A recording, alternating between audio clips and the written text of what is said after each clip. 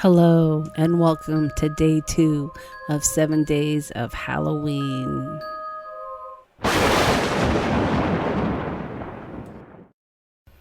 Hi everyone, it's Monica and welcome back to my day 2 of 7 days of Halloween. Today we're going to be playing with zombies, but not only are we going to be playing with zombies, but we're going to pull out some of our other stamp sets that aren't necessarily holiday related, but I'm going to show you how you can incorporate other stamps into your holiday makes. Now, the Walking Dead series was one of my favorite series, and I know it probably was a favorite of many of yours as well. I would have loved to have these zombies have actual bodies, but unfortunately, they just came with the zombie heads. So I'm going to figure out a way to use a couple of stamps and actually bring this zombie to life a little bit. I'm going to be using my set called Dapper, and I'm going to be using the hat and his little suit.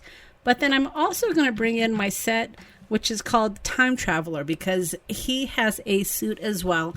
And I think I can incorporate one of the zombie heads into that gentleman as well. So when I first started to stamp this card, my thought was I would go ahead and stamp the hat first, and then I would put a mask over it and then add the face and then ultimately add his little suit. So as you can see here, I went ahead and I have my hat stamped, and now I'm going to go ahead and add my zombie head to my hat. But first I want to create a masking. So I'm just getting some really thin paper here to create my mask. Now I know that there is masking paper out there that is sticky and you can stamp on it, but honestly I didn't necessarily want to spend my money on getting something that I'm going to use and throw away. So I decided to just go ahead and create my own mask and use it without the stickiness, and I found that it really worked as well as if it was sticky.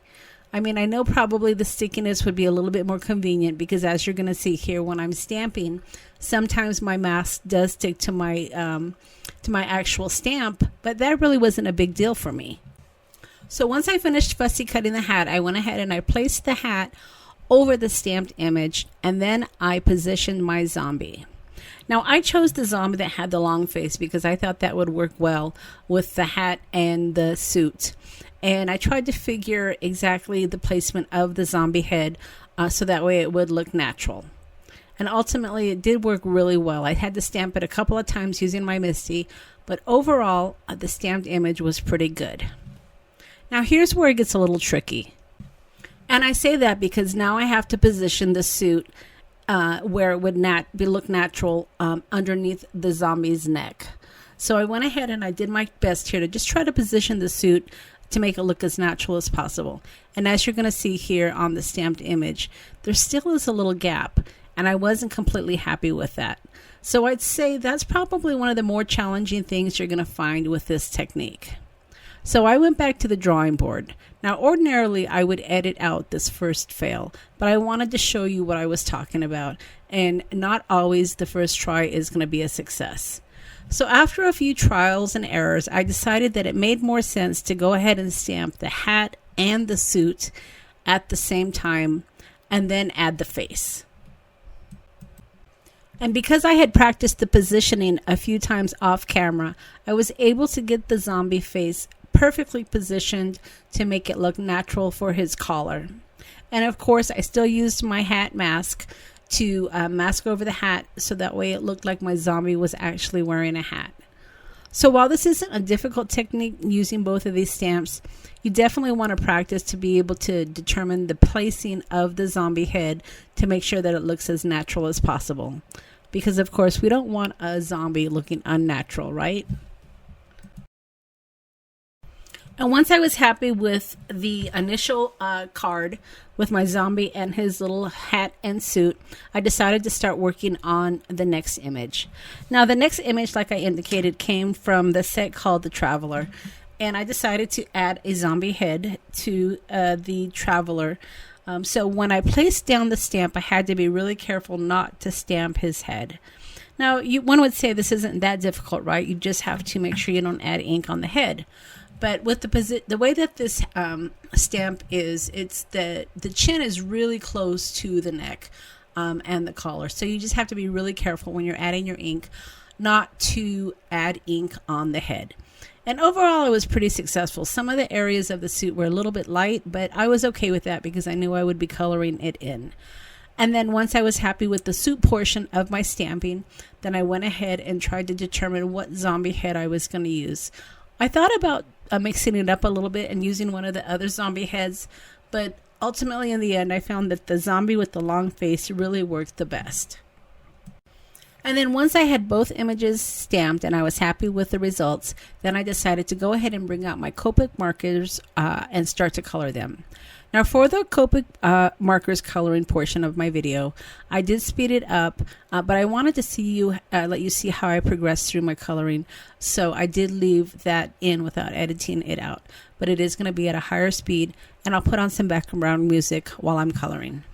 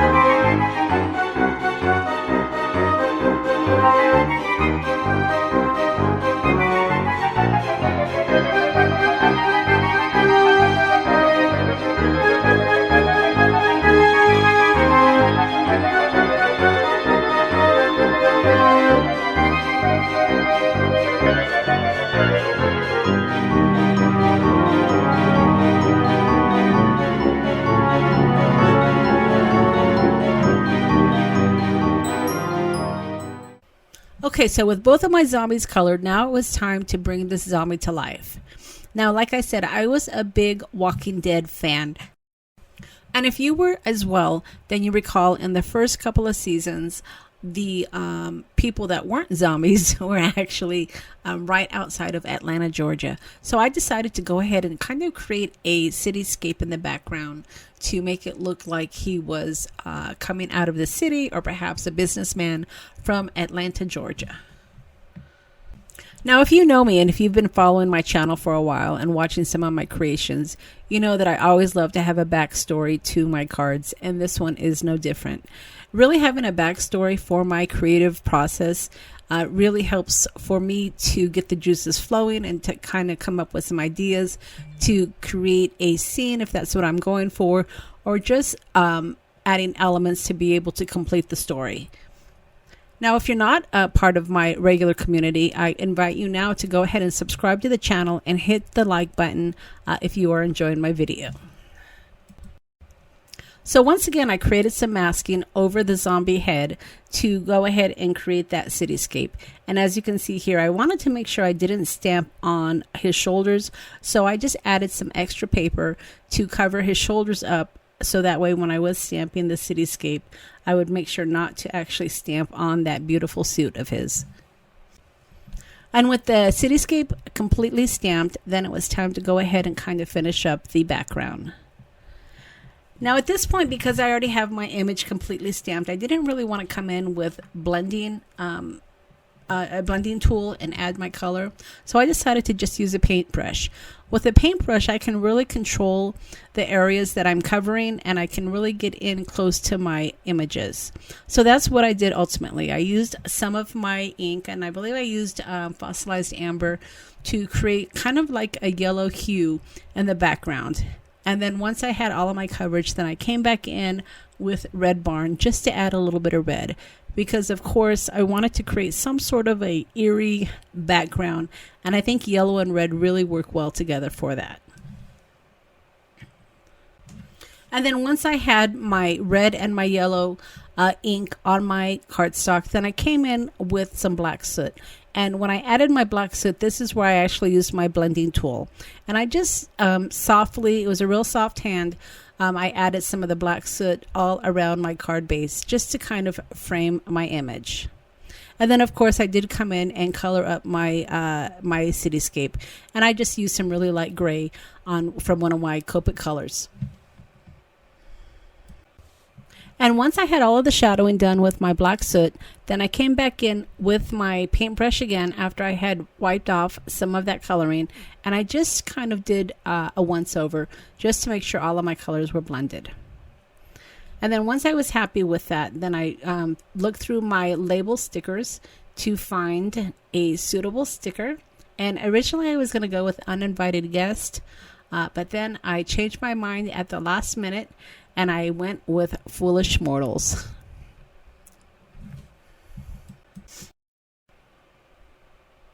So as you can see, with just a little bit of coloring and strategic shadowing, you can really create a spotlight on your focal point, which is what we did here.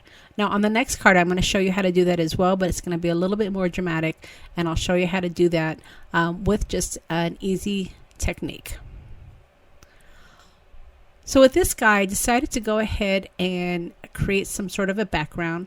So looking through my stamps again, I decided to work with one of the background stamps that came from my set called the Professor 2. Now, when I was first starting to come up with this design, the Professor in the Professor 2 stamp was the original image that I tried to fit the zombie face on. But that image was just a little bit too big, so that's when I decided to actually change stamping sets. But what I would recommend is, if you do want to do some sort of a technique like this, go through all of your stamps and see if you have any other stamps that would work to create a body for your zombie head. I certainly don't have all of the Tim Holtz stamps, and I'm sure there's other stamps out there that would be just as good to create a body for your zombies. So just kind of flip through your stamp sets and see if you have something that would work just as well. And then once I had my background stamped, then I came in with another stamp set that had the label of the date, and it's Tuesday, July the 11th, 1950. And then finally, I decided to use one of those zombie sayings because I had enough room at the bottom of my card. I would have loved to have used one of those zombie sayings on my other card, but I just didn't have enough room because the body of the first card was just a little bit longer. And this one, of course, is more at shoulder length. So while we're making two cards here, you can see that I've incorporated 4 stamp sets, and they're all unique, but you can certainly mix and match your stamps to be able to come up with a great design. Now, one thing that I would recommend is to be really careful when you are mixing and matching your stamps, because you want to make sure that your stamp sets do make it home and do make it back to the original stamp set that it came from. All right, so now we're going to go ahead and color the background, but I wanted to show you how to create a spotlight effect. When we made the first zombie card, we were just pretty careful about having some of the light come through in the background by adding some of that black soot. But what we're going to do on this card, we're going to still use the same colors, but we're going to be a little bit more strategic about the spotlight. And what I mean by that is we're going to use this oval here to mask the original image, which is your focal point, of course. And then we're going to add our ink around the oval. And this will give you a really dramatic spotlight. And I think it works really well because you have a really great background with just letters and numbers. And then we added the colors around. And then as a final touch, I did get my glossy accents, and I added glossy accent to the eyeballs just to make them pop and shine a little bit. All right, so that's it. Day 2 of my 7 days of Halloween, mixing and matching our stamp sets. Be sure to check back tomorrow for my next video. And as always, I appreciate you subscribing to the channel and leaving me a thumbs up for the video. Right, everybody, we'll see you again tomorrow.